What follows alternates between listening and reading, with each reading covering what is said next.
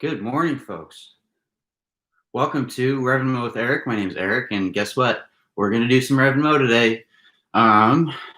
Let's get it going, huh? So I'm taking my socks off because RevInMo is a barefoot modality. All you're going to need today is your stability ball, some space to move around in, and some weights. All right? So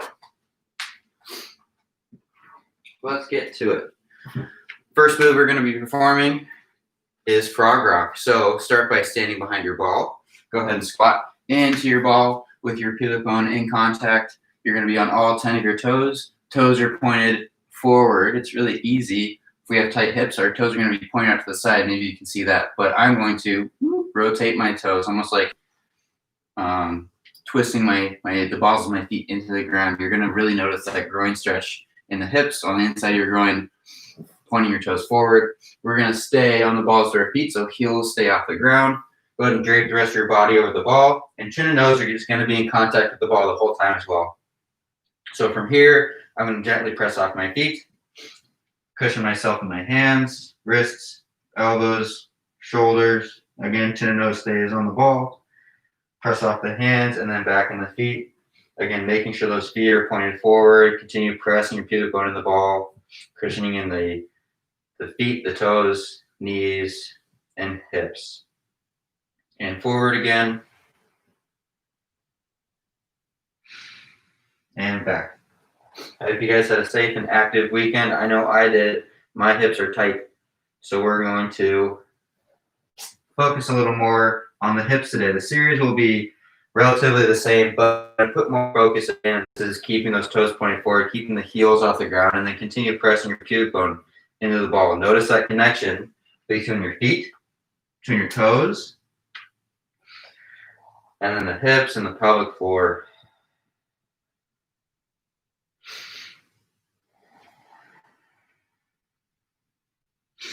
At the same time, you'll notice this lengthening, or if you will, of the pelvic floor, almost like a rubber band, where as you come back into your feet, you create that tension, and then it's almost effortless just to press off your feet, that rebound back into your hands.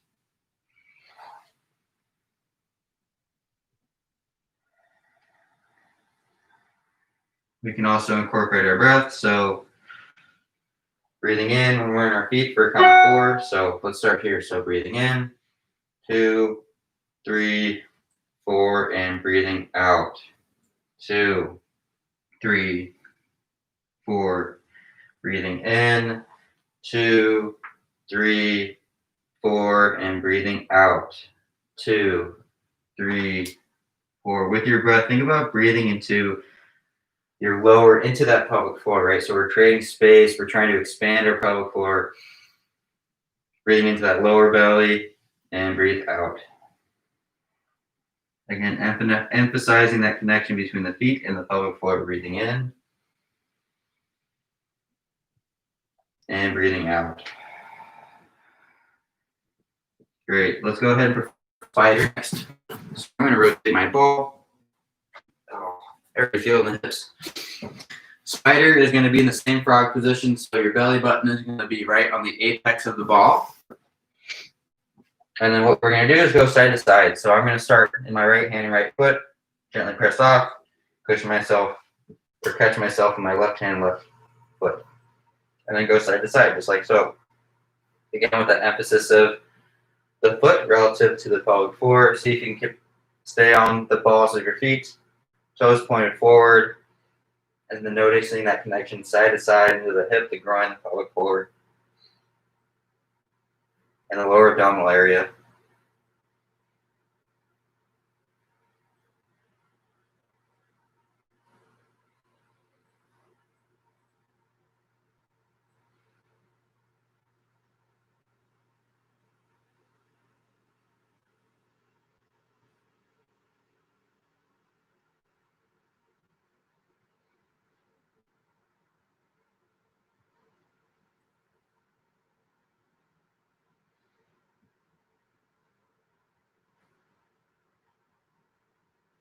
About one more each side. Good, and relax. Now we're going to perform dive. With dive, we're going to start in that frog position. The same points emphasized before, right? Keeping your bone in contact with the ball, keeping your toes pointed forward, right? Really emphasizing on that. From here, what I'm going to do is press off my feet. Legs are going to come together. I'm going to reach out with my hands like I'm diving into the floor. So I'll show you that now. Pressing off, reaching, and then the top of my hairline lands right between my hands, and then I come back. So as I'm diving forward, I'm reaching my feet away from my body, knees and feet come together, and back. That helps me cushion my landing so I'm not falling into my hands rather, but I'm just gracefully, if you can, bringing yourself into your hands. And then see if you can maintain that nice frog position. So as you come back, see if you can get those feet pointed forward. See if you can stay on the balls of your feet. See if you can continue to have that pubic bone in contact with the floor. It's really easy to get sloppy with that frog position.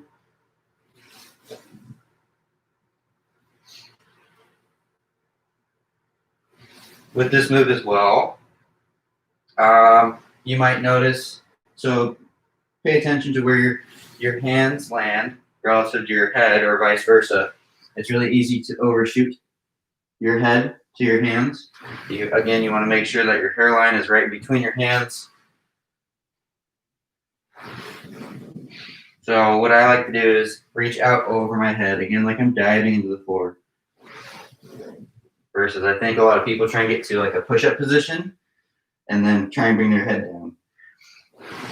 So I'm thinking about reaching my hands through the crown of my head as I land.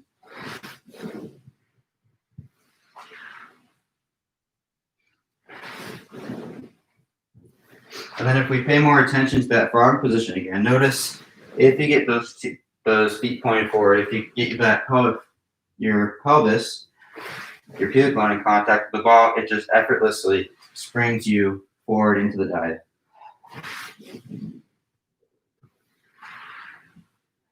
One more. Good. And now let's go ahead and perform snake. With snake, I'll show you from two different perspectives. But from snake, what we're going to do is start in that frog. We're going to press our feet out. Just get into that dive position to start. That's the easiest way to do it. From here, you're going to straighten your elbows, chest drops down towards the ground, head dangles. You can bring your hands just a little bit wider so my hands are just outside shoulder width distance. Legs are together and relaxed. And then the bottom of my rib cage is on the ball, and then the rest of my chest is off the ball. From here, what I'm going to do is press into one hand. That shifts my body weight to one side, and then I catch myself by pressing into the opposite hand. And then the same thing, that brings my body weight to one side, so I catch myself by pressing into the other hand. And that creates that snake motion. So I'm not actively moving my hips side to side. That movement is passive. And what it's initiated, again, is by pressing your hand into the floor, but by doing that, you're gliding your shoulder blade across the back of your rib cage. So this movement is coming from the shoulder blades versus the torso or the shoulders themselves. Again, keeping your chest nice and close and open to the ground as you go side to side.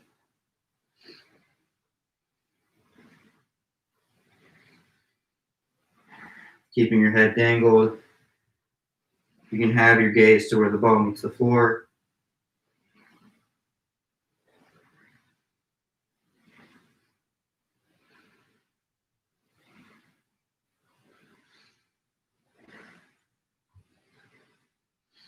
And I'll show you from an alternate point of view.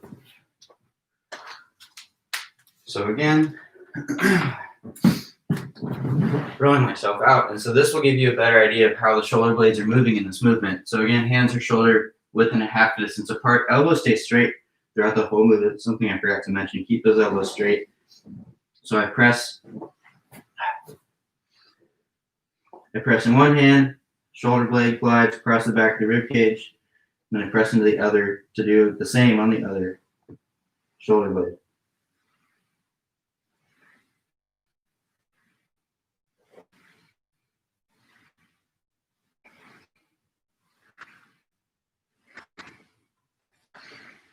So as I was saying before, notice how my elbows stay straight.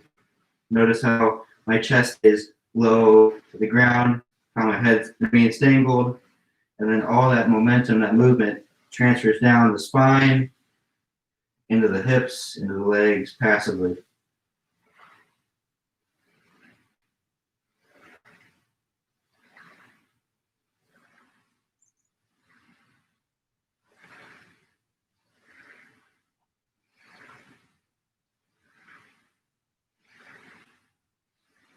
Good, and relax. Good, roll yourself back, bring yourself up, and now we're going to perform kneeling overhead rock. So kneeling overhead rock, knees and feet are together, hips stay stacked above the knees. From here, ball's going to be in front of me. I'm going to walk the ball out in front with my hands, so my hands are only going to be on the top front of the ball. Once more, elbows are straight, dropping my chest down towards the ground so my spine is in a straight line from my head all the way to my tailbone. From here, I'm going to draw my abs in and up to the front of my spine to hollow my abs or engage my core that way. And then I'm going to rock forward and back just an inch. So notice how my hips stay relatively above my knees, and I'm just rocking forward back an inch, right? Not too big or grandiose of a movement. I'm just getting that gentle rocking sensation as I reach the ball away from my body and reach my tailbone behind me. So I'm getting the spinal lengthening, engaging my core, opening up my chest, mobilizing the shoulders with this movement. And you can also incorporate your breath with this movement. So I just like a general counting in for 4 and out for 4.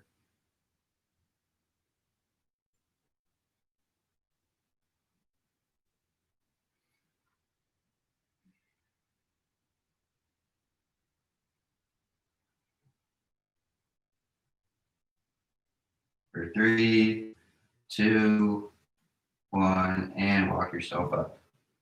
Ugh. I always feel that one in my thoracic spine. It's really great. Okay, next is going to be squat to overhead reach. So you're going to get your ball. We'll do the weighted version. So I didn't really mention this, but if you have 2 weights, I'll show you the weighted and non-weighted version. I'll do the non-weighted version again first. If you have about 2 pounds, a pair of 2-pound weights, that's going to be perfect for this exercise and the next one. To get in position for squat to overhead reach, you're going to start by sitting on top of the ball. Walk yourself down into a squat. Feet hip width distance apart. Toes are pointing forward. Knees are stacked right above the ankles. And then if I press my feet into the ground, that drives my hips back into their sockets and my sacrum into the ball, right? So I've got a strong connection of my sacrum on the ball. I want to maintain that throughout the movement. But using my feet, I can sink a little bit deeper into that squat, again, while maintaining that connection. So from here, interlace my hands behind my head, relax my upper body into my hands, and then I'll start the movement. I'll initiate the movement by pressing my feet into the floor, which extends my leg and extends my upper body over the ball. Again, relaxing your upper body, head, neck, shoulders in your hands, matching the curvature of your spine with that of the ball. And then back down to the squat. Getting a little bit lower, sinking a little bit deeper, noticing that connection between our feet and our pelvic floor, and then extend again.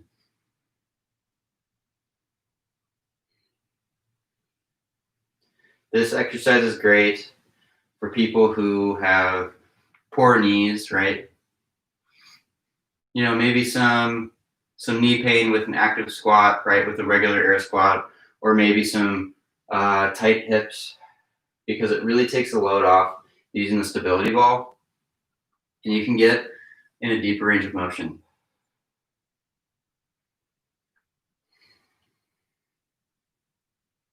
a great active and passive movement for people who might be dealing with some knee pain but want to maintain that range of motion. Extending out and relaxing the jaw. Okay, let me show you the weighted version now. So one bell or one weight in each hand, and start into that squat. Head relaxes on the ball. Bells are going to be by my ears. I'll start just by extending my legs at first. In this extended position, I want to maintain contact with my toes on the floor. So I'm pressing my toes into the floor as I'm in this extended position. I will squat down, extend, and then reach the bells through the crown of my head and back.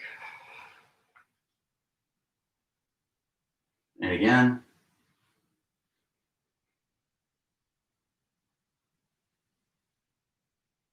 And back.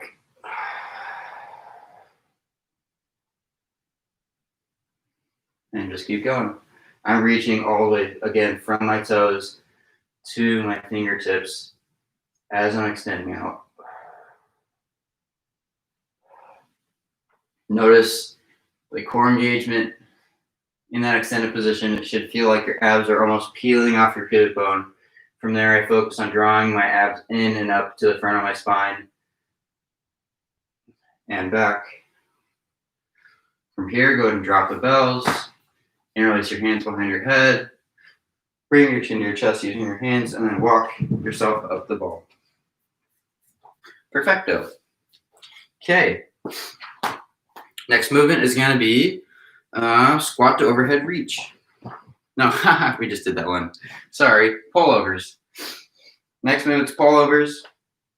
This one also requires a little bit of weight. Again, pair of 2 pounds is perfect. So to get in position, start by sitting on top of the ball. Walk yourself down until the top of your glutes are in contact with the ball. Feet are hip width distance apart. Toes are pointed forward. I'll lay my head back on the ball. If your head isn't able to rest directly on the ball, I recommend getting like a towel or a pillow, placing that right behind your head because you want to have that support. You don't want to have any tension in your neck or shoulders during this movement. And then finally, with that bridge position, you'll notice this abdominal hollowing that I keep mentioning, right? So this nice curve here. What I'm going to do is draw my abs in and up, and that directs my tailbone to my knees. So I'm supporting my low back and spine by engaging my core in the front in this abdominal hollowing bridge position. From here, I'm going to grab 2 bells or 2 weights. Come back into that bridge position. The weights are going to start right behind my head. Palms are facing away from my body or directly behind me. And my elbows are directed up towards the ceiling. From here, what I'm going to do, using the muscles under my shoulder blades, I'm going to drag the bells down the side of the ball as far as I can and back up. Again, relaxing the head, neck, and shoulders as you actively reach the bells down to the floor, keeping the bells as close to the ball as possible and back up. Elbows stay directed towards the ceiling so they're not flaring out to the sides. And once more, palms are facing away from your body. You're gonna feel the stretch in between your shoulders, in between your shoulder blades and the upper back. And if you notice any tension in the low back or spine, that is a cue to let you know to direct your tailbone to your knees by hollowing, right? I'm not necessarily squeezing my butt. I'm hollowing my abs, which supports my pelvis, my low back and spine, keeps that in a neutral, engaged position as I perform this move.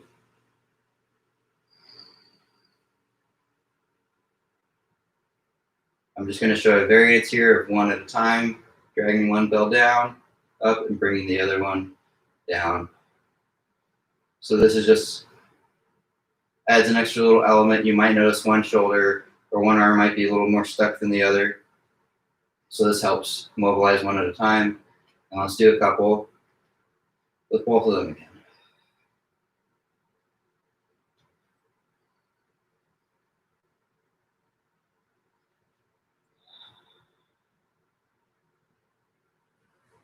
From here, go ahead and drop the bells to either side. Bring yourself down into a squat. Again, interlace your hands behind your head. Bring your chin to your chest using your hands. And then support your upper body as you walk yourself up. Awesome.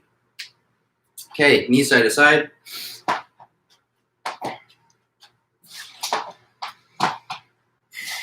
If you've been following along live or if you've been catching the replays, you'll notice that the series is relatively the same every time. And that's important. It's for a reason. I might add in little tweaks here and there, but it's the consistency with these movements where you're going to be getting the benefits, right? The more you do frog, the more you do dive, snake, kneeling overhead rock, you're going to notice yourself. You're going to notice a change in posture, right? Your spine's going to lengthen. You're going to get more lift in your chest. You're going to be able to hollow your abs. You're just going to be able to sit up straighter. So it's that consistency over time where you're going to be getting the benefits. Again, I'll sprinkle in a little bit of variations here and there, but this is all you need, folks. If you want to feel good in your body, this is all you need. So next move is knee side to side. I'm sitting on the floor, balls at my feet. I'm going to go ahead and lay back. I'll show you two variations here.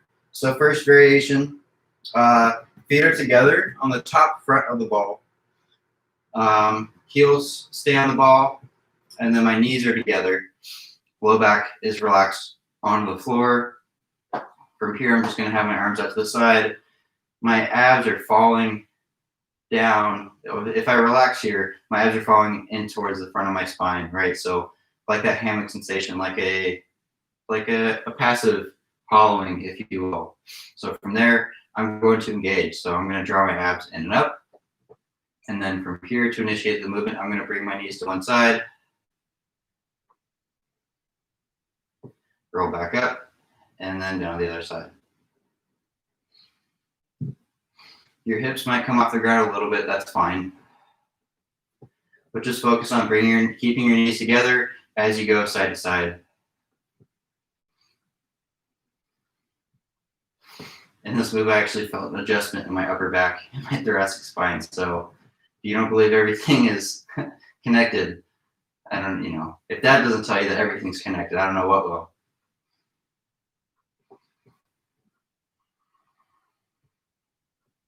Again, I'll incorporate my breath this movement with that 4 in and 4 out. So I like to breathe out. Let's see.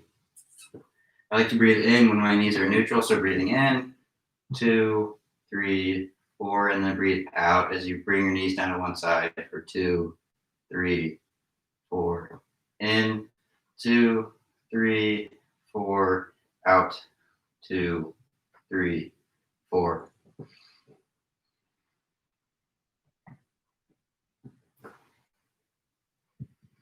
And once more, you're going to be feeling that stretch all around the hip, on the outside of the hip, on the inside of the groin. We're just really mobilizing the hips relative to the pelvic floor and then the low back and spine. The second variation for this movement. So again, same starting position, but now I'm going to press my feet into the ball, which raises my sacrum up off the ground. Right, so my lower body is suspended off the ground. From here, I'm really going to focus on hollowing and then the same movement. So I'm going to drop my knees down to one side, back up, and then down the other side. So this requires more balance and coordination. You're going to notice more mobilization through the low back, through the SI joints, through even the thoracic spine. You might get some adjustments, which is pretty awesome, if you ask me. It's just a byproduct of mobilizing the body. When the joints are in their proper place, they will adjust as need be.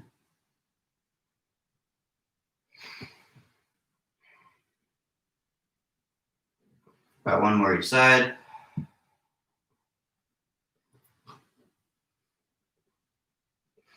Good. Go ahead and bring your hips down.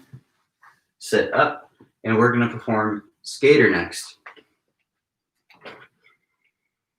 All right. I might want to bring this up just a smidge. And give me one moment while I grab my coffee.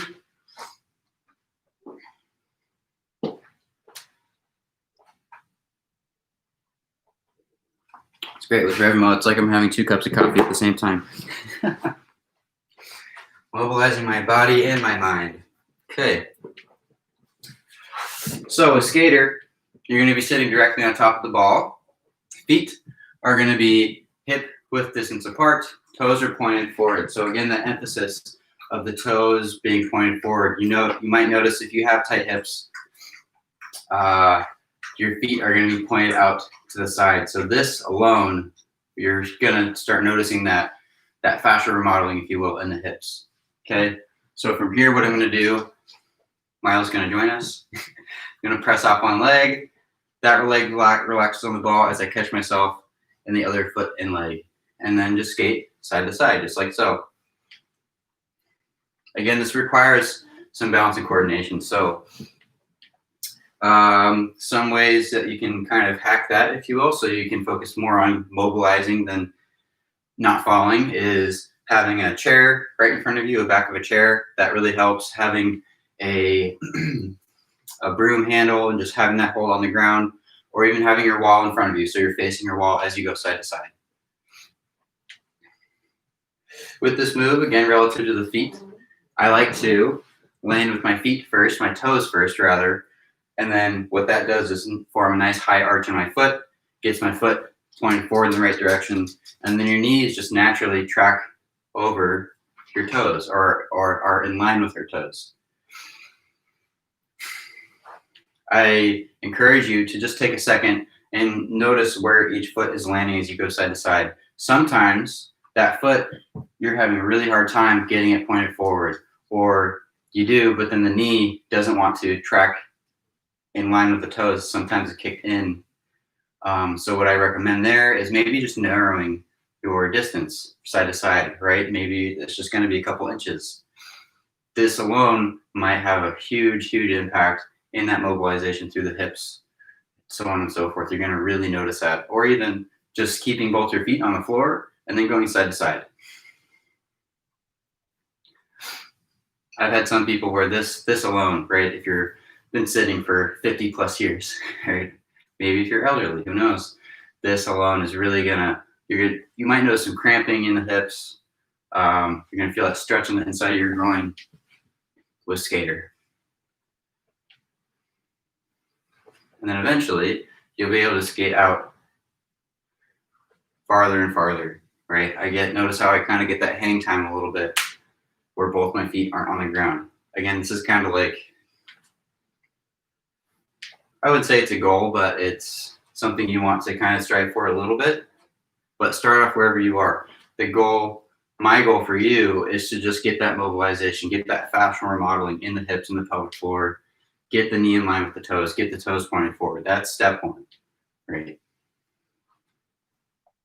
Okay. Now we're going to perform lunge. So with lunge, I'll bring the camera up just a little bit more again.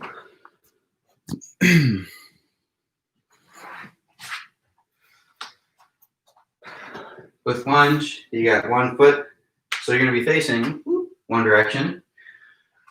You're going to have your ball right behind you, and you're going to want to have some space behind you as well. One foot's going to be on the ground, toes are pointed forward. Other foot, top of the other foot is going to be on the top front of the ball. Right, so if I stand up nice and tall, right, I've got my toes on the top of my foot just resting on the ball. From here, we can focus on the essentials that we just went through. So drawing your abs in and up to the front of your spine, letting your tailbone relax and fall to the ground. Kind of like you have a 2-pound weight, just tractioning your tailbone down towards the ground, lifting your chest, shoulders are down and back, and you're floating your head like your head's full of helium. So in doing so, we're lengthening our spine, we're getting nice and tall, and we're engaging our core as a result. So we're getting in a much more functional position. From here, to initiate the movement, I'm going to press the top of my foot into the ball, which glides me back, or lunges, brings me back into a lunge. I'm going to press my shin and the top of my foot in the ball again, which lunges me forward. Again, pressing, going back, and forward. We call this move lunge, but it's a different kind of lunge, right? Because you're lunging forward and back versus up and down. I've got ultimately about 60% of my weight in this back leg, so I'm really pressing, I'm really trusting that contact with my foot on the ball as I come back, and then pressing my foot and leg into the ball as I come forward. And then the front leg just passively bends. It's just there for support. Notice if you are lunging straight back, sometimes it's easy to curl the leg in, right? So you're lunging more to the side. See if you can just lunge straight back. Whoa. And this move also requires a lot of balance and coordination, right? Sometimes it's hard to trust putting weight in that back foot because ultimately the stability ball is an unstable surface, right? You might have seen me slip right there, fall. So I recommend performing this right next to a wall. I recommend getting a chair, holding onto the side of the chair. So again, you get the benefit from this move without having to sacrifice, well, without getting the benefit of the move without having to sacrifice that, right? And having to focus on just not falling. Let's go ahead and switch legs.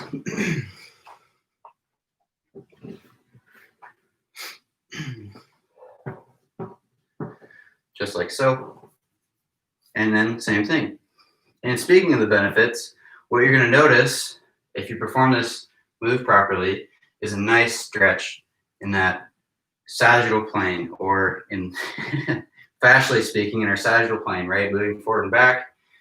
Tangibly, what that's going to be is you're going to feel that stretch in your quad. You're going to feel that stretch in the front of your hip. You might feel a little bit of glute engagement, just a little bit. Again, it's passive. I actually feel more mobilization in the back of the hip than anything as well. Reaching that foot back, bringing yourself down back into that lunge, and then pressing your foot and leg into the ball to lunge you forward. Notice how with my upper body, I'm not arching back or not really extending back. I'm trying to stay nice and tall as I reach back. So that's going to take a lot of pressure off of our low back and spine and engage more of the pelvic floor, more of that lower abdominal area. Go and do about 2 more. I mean, I could do this move forever. We sit way too long anyway, in general. This is the antithesis of that slouching, sitting, Zoom posture now. I might as well just call it Zoom posture, right? Good. And relax. Let's see. Got one more move. I've been trying to figure out how to modify it so you can see it pretty well. Let's try a different wall.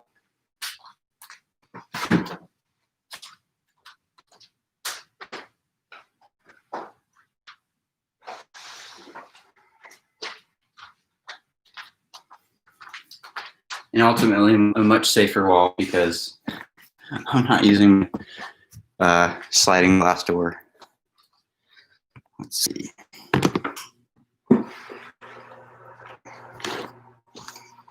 We'll try that. So I'm going to be performing this. You can perform this on the door, by the way. That's actually, if you don't have anything on that door, that's a great place to perform plie wall squat or horizontal wall squat. But today we're going to do plie wall squat. So you're going to need a stability ball. You're going to need a blank wall, like so. And again, you might not get my whole head, but I want to show you the emphasis of my lower body and legs. And you're going to need one weight, right? So a 2-pound weight. You can do this. Technically, you can do this without weight. I'll just talk through it a little bit. Just go here. Boom. Okay, so to get in position, you're going to be facing away from the wall. Ball is going to be in between you and the wall. Just like so. Walk the ball up the wall until your sacrum is at the equator of the ball. From here, I'm going to walk my feet out in front. Yeah, I have to change the camera angle. I'll do it next time. I'm going to walk my feet out in front of me. Toes are slightly splayed out at about a 45-degree angle. So ultimately, I'm not standing straight up. I got my feet out in front of me, right? That contact of my feet on the floor drives my sacrum back into the ball. From here, feet are also about 2 times hip width distance apart. I don't know if I mentioned that. But I've got this weight right here, right? You can do it just interlacing your hands up over your head as well. So I'm going to take this weight, both hands, and reach the bell straight up overhead. What this does is really emphasis our lift in our chest, the hollowing of our abs. So when you're in this position, you might extend your butt back. See if you can, again, traction your tailbone down towards the floor by hollowing your abs. And then from here, I'm going to press my feet in the floor, which brings me down into a squat and back up. I'm adjusting my feet here because I want my knees in line with my toes. I'm tracking over my knees, but not going past my knees.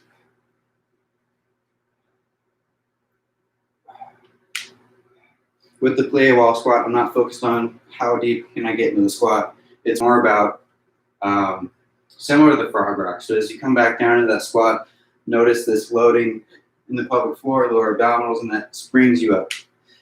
I focus on pressing my feet into the floor, and then pressing my feet in the floor to bring me up. So if you're noticing fatigue in your quads or legs or thighs, see if you can put more emphasis in the feet. Again, bells, I'm reaching the bell up overhead. Whew, take a second. Reaching that bell up overhead, elbows are by my ears. Elbows straight, down, and up. 2 more. Last one. And we're done. For me personally, I actually notice that work infinitely more in my shoulders than anything. As my legs don't get tired, my upper body gets tired. But that just tells me I need to work in the shoulders. So that's the series for today. I hope you guys enjoyed it. Once more, like, share, and subscribe, right? I want to build out these classes for everybody, right? Bring a friend, bring a kiddo, right? Let's move for 30 to 35 minutes, right? Because you're going to feel better. And you're just going to go along with your day in a little more peace and ease. Sorry, I had to breathe out. Play wall squat always gets me. Anyway, other than that, thanks for watching, and I'll catch you guys next time. Later.